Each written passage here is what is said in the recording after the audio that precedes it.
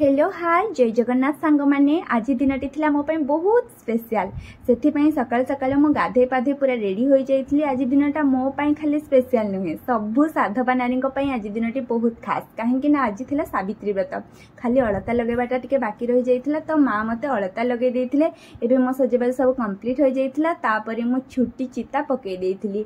झुटी पके सारिबा परे पूजा पई जेउ सब सामग्री आवश्यक थिला सबको एकाठी करिथिली जेमति कि क्षीर महू हल्दी चाउल गंगाजल दुब बरगली पत्र कदली पत्र धूप दीप आउ सब फलमूल को किछि किछि बाहर करिकी मु थाली रे सजेकी रखी देइथिली। एई सब भोगरे लागिबो बोली सब सजेकी रखी सारिबा बेला को ब्राह्मण मासे आसी जाइथिले आउ आम पूजा आरंभ हो जाइथिला।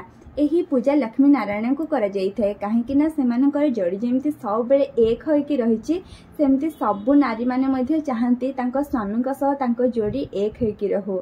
स्वामींकर लंबा आयुष कामना करी एही व्रत उपवास सबु नारी माने करिथांती।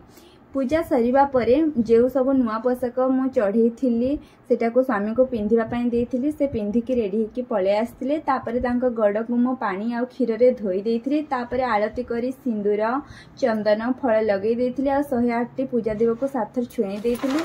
तापरे से मते सिंदूर आ चूड़ी लगे देइथिले। पूजा रे लागिथिबा भोगरु मु किछि फल तांको खोइ देइथिली आ सेई फल रु किछि से मध्ये मते खोइ देइथिली। तापरे तांको ठारो मु आशीर्वाद नेइथिली आ पूजार कार्यक्रम सब समाप्त करथिली। तापरे मते बापा गोटे पैड आनिके धरे देइथिले। मु मन खुशी रे सेटा पी